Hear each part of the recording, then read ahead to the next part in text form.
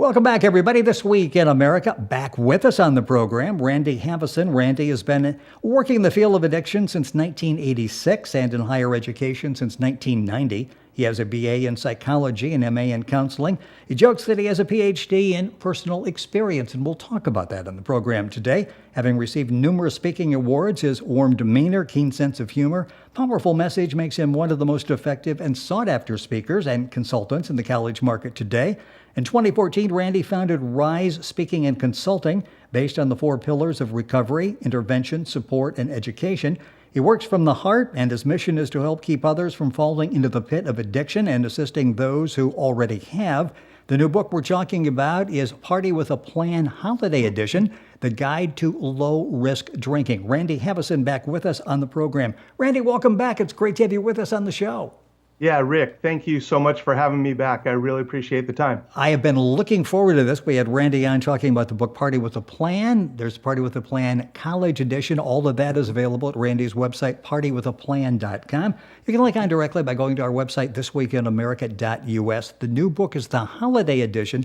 This is interesting, and you point out in the book, we're led to believe it's the most wonderful time of the year. But for many, to be real honest, it's stressful, difficult, and you say even dangerous. So you really need to be aware of what you're getting into for the holidays, don't you? Absolutely. I mean, a lot of people who stay safe with alcohol and other behaviors all year long, for some reason over the holidays, they feel like this is the time to let loose. And they go a little high risk and tend to get in trouble and put others at risk too. So I thought this was a really good way to make their drinking choices more conscious to keep people safer. What's interesting is this is a time of year, maybe the most planned out time of the year. We plan all of our get-togethers, we plan our shopping, we plan when we're going to get out the tree and decorate it and that type of thing. Yet we allow ourselves to get into drinking situations, and we really don't plan those. And with some planning, we can actually come out where we enjoy the holidays, and we don't do any damage to ourselves or other people. Exactly. And that's the whole point, is for people to stay safe and be more conscious and plan before you go out. And that's the whole thing about Party with a Plan, which, it's a little bit different, that I'm not telling people don't do it. I'm telling people, if you are going to drink, here's how to do it and stay safe. We talked about this the last time, and it's so interesting that we're bombarded with advertising, and they all end up with drink moderately. People are saying drink responsibly. Yeah. Yet, as you point out, if you ask 10 people, what exactly is drink responsibly, you'd probably get 10 different criteria, different definitions of what actually that is. It just really doesn't work, does it? No, it doesn't work at all. And that's one of the things that used to frustrate me when I would work on college campuses and I would work with these students and I'd say, well, tell me about your drinking. And they say, well, I'm a responsible drinker. And I'd say, really? Well, what does that mean to you? And they'd say, well, I don't drive when I drink. I said, so that's your definition of responsible drinking? So how many do you have when you go out? I don't know, 10, 12? Wow. Yeah. So I wanted to come up with something that would kind of give more concrete boundaries and guidelines to what it means to actually be responsible or moderate and what I like to call low risk, because that's what it is. It draws a line between being a low risk drinker and a high risk drinker. And then it also helps people to see, are you in control of your drinking or is your drinking in control of you? Can you stick to these guidelines in any given evening or for a month at a time? We're talking about the book, Party with a Plan Holiday Edition, the low-risk guide to drinking. With us on the program, Randy Haveson, partywithaplan.com is the website. It's interesting because of all of the research that went into this. This is not just, okay, let's see, this may work, it may not work, let's give it a shot. This actually is proven to work. It's very simple. And let's talk about this, and then we'll talk about some of the situations we find ourselves in with all of the get-togethers over the course of the holidays. Sure. It's very simple. You say, know the code 0123. Right. Talk about what the 0 represents in the code. Okay, the 0 in the code is that even for those who do choose to drink, I think everyone would agree that there are times where 0 is your best option in any given evening, such as if you do have to drive in the immediate future, or if you haven't eaten.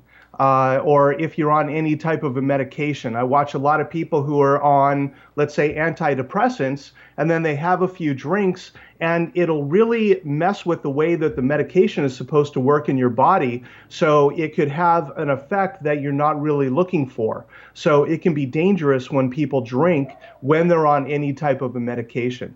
And I like to just suggest that zero is your best option when you go to an office party.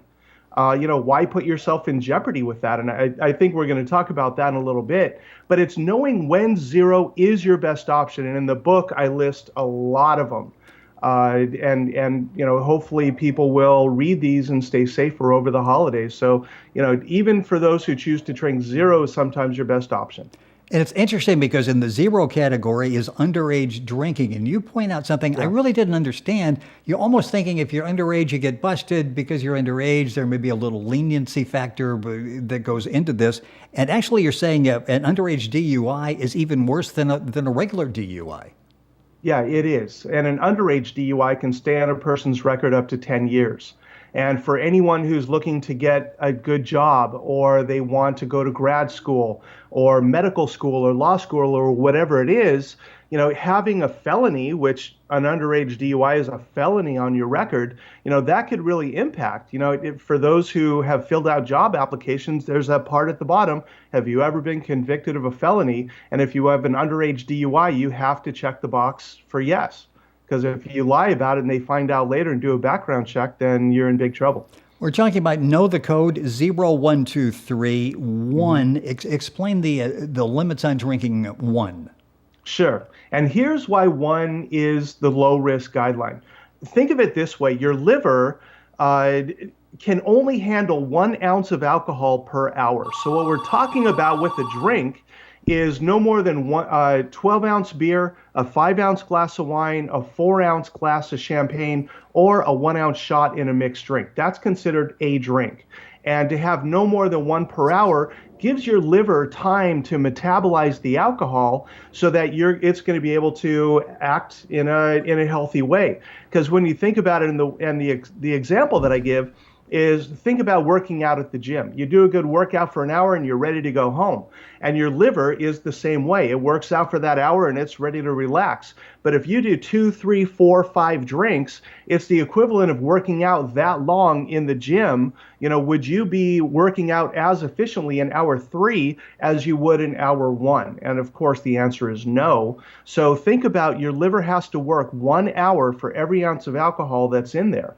And especially for people who are drinking at a high rate, drinking 3 drinks in an hour, those people are really taxing their liver. And one of the things I like to point out, our livers don't have nerve endings on them. But if our livers did have nerve endings, then it would feel like it was on fire if you had more than 1 drink per hour. So that's why 1 per hour is the low risk guideline. And talk about a standard drink. We live in a supersized society, and we may think, I may think a drink is what they serve me, and you're saying no. What's the definition of a drink? What size should that be? I think you just mentioned it with the 1 ounce. Right. And the drink is a 12-ounce beer. And again, in most bars, they serve 16-ounce beers. So it's really important to, again, know how much it is that you're drinking. So a standard drink is a 12-ounce beer, a 5-ounce glass of wine. And again, I know those people who have what I call the never-ending glass of wine syndrome, where they pour and then they drink half of it and fill it up a little bit more, and then they drink and then they fill it up again. And the glass never truly empties. But if you ask them at the end of the night, how much did you have to drink? They'll say, I only had 1 glass of wine. But the bottle's empty. So it's a little bit more than just 1 glass of wine. So that's why it's important to know how much you're drinking, and that's 5 ounces of wine. Also 4 ounces of champagne, or a 1 ounce shot of alcohol in a mixed drink. So again, for someone who has like a Long Island iced tea or something like that has 6 shots in it, that's not considered a drink, that's considered 6 drinks. The book is called Party with a Plan, Holiday Edition, The Guide to Low-Risk Drinking. Some fun facts in there. You mentioned champagne. A bottle of champagne has 49 million bubbles. You'll find out information like that in the book, Party with a Plan, Holiday Edition. Randy Haveson, our guest on This Week in America. Know the code 012. Talk about this, because some people would say, how do I do this during the holiday season? Because every day there's something going on. Exactly. And the low risk guideline is to drink no more than 2 times per week. And again, this is all research based. And I found the research in a lot of different places, but this is the first time that it's been put together in this way to make a real concrete guideline that people can follow. And what I found is that there's a big difference in the amount of problems people get in when they drink for those who drink 3 or more times per week and those who drink 2 or less times per week. So yeah, it's important when you're going out, plan that week before you go out. Okay, I have the office party on Tuesday. I have Carol's party on Friday and Sue on Saturday. How am I going to manage all this? So it's important to plan that and how you're going to drink, and just realize if you do choose to drink those 3 times in that week or 4 times, just know you're acting in a high risk way, and you need to be more aware of what you're doing so you don't get in trouble. You know, an analogy that I draw a lot of the time, it's kind of like this is finally a speed limit for drinking. Up until now, it's been be responsible, but could you imagine being on a freeway or a highway and you see a speed limit sign that says drive responsibly? You know, you'd never see that. Yes. You know, it gives you a very specific limit. Now, I will admit this too. I'll see that the speed limit is 65 and there aren't a lot of cars around and the weather's good. I might go 70, 75, but I know my driving and I know how safe I'm going to be. I'm not going to go 90. That's over my safe limit, but I'm okay doing 70 or 75 in a 65 limit. So again, for someone who knows how they do what they're drinking, and they say, you know what, I think I'm going to be okay with 3 times in a week if I really watch how much I'm drinking. You know, again, these are guidelines. They're not solid rules. There are some people, 1 in an hour is too much for them, or 3 in an evening is too much. So it's important to know your body too, and what you can handle and what's comfortable for you. And the 3 in the code 0123, has to do with 3 drinks in what, 1 24-hour period? Exactly. No more than 3 drinks in a 24-hour period. And I put that in there because there are people who might go to a brunch and have a mimosa or 2 or a Bloody Mary, and they're drinking during the day, and then they might go to the ball game in the afternoon and have another couple beers. Then at night they want to have some more, and people need to know that at that point you are drinking in a high risk way. So your liver needs time to recover, your body needs time to recover. So to drink a few times during the day, especially in a high-risk way, can be really dangerous. So that's why 3 drinks in a 24-hour period is the low-risk guideline. Now, again, are there people out there who could have 4 or 5 in a 24-hour period and be okay? Absolutely. But it's important to know that you are going over that limit, just like going over the speed limit. You know, you're probably going to be okay, but there's always that chance that something could happen. And the more you go over the speed limit and the more often you go over the speed limit, the more you put yourself and others at risk. Randy Haveson, our guest on This Week in America, author of the book Party with a Plan Holiday Edition, the guide to low-risk drinking. The website is partywithaplan.com. Books available all across the country. Link on directly to Randy's website by going to our website, thisweekinamerica.us. We talked about this before, the holiday parties, the holiday office parties. And we all have horror stories of someone who made a total fool of themselves at a holiday party. I know a case where a father of 6 was so obnoxious, the boss had really no choice but to fire him. He lost his job. Here it is Christmas time. And because he couldn't handle his drinking at the Christmas party, lost his job. Many people have stories like that. This really is a hazardous time of year, especially in a situation like that. Yeah, and one incident can affect a person's life forever. So that's why it's important to be more aware and not feel like, hey, it's the office party, it's time to let loose. You know, one of the things I put in the book is that one night of high-risk drinking can be the difference between a promotion and a dismissal. So it's really important to be aware of that. And I have a good friend who works for a major corporation, and he keeps moving up in that corporation. And I talked to him about this, and he says, you know, it's funny you say that. I always make a point whenever I'm in a business situation, I just don't drink. And there's a lot of pressure sometimes. Come on, have a drink, have a drink. And I just hold my ground. And I say, you know what, I'm not going to drink tonight. And finally they give up. And they don't ask anymore. But I think people respect that when a person can put a boundary down and say, you know what, tonight I'm not going to drink. And people, if they don't feel comfortable with that kind of a boundary, they can say, you know what, I have to get up early in the morning, so I'm not going to drink tonight. Or, you know what, I've been feeling a little under the weather. So there are things that you can say that can get you off the hook if you don't feel comfortable just saying, you know what, tonight I'm going to take a break. But in office parties especially, not drinking is a really good idea. And you touch on family get-togethers, and that will start with Thanksgiving and go all the way through probably New Year's Eve, as well as neighborhood get-togethers. And boy, those can really be dangerous because of, a few drinks, you let your guard down, and all of a sudden your wife is mad, the neighbor's mad at you. These are difficult situations. In the book Party with a Plan Holiday Edition, you actually offer some alternatives. And in a family situation, for example, people feel stressed and I'm going to drink, it's going to take the edge off. And you talk about just walk away from it. Yeah, exactly. And for a lot of people walking into those family situations over the holidays, alcohol has been the number one way that they've been coping with that. And family get-togethers can be very stressful for some people, especially if there's any family trauma, dysfunction, an alcoholic in the family. It can be really difficult to go home to that. So what I suggest that people do is to have that plan beforehand. Remember to breathe. Take a few minutes. I think I'm going to go to the bathroom, and go to the bathroom, lock the door, and just sit there and breathe for a couple minutes. Call a friend if you need to talk to someone. Have some people that are ready. Say, hey, is it okay if I call you if things get stressful at the party? And most friends are like, sure, absolutely, give me a call. So be able to do that. And the number one thing that I suggest is if it's too much and you feel like your buttons are being pushed too much, feel free to just say, I got to go. I'm not feeling good. I have to go, and leave the situation.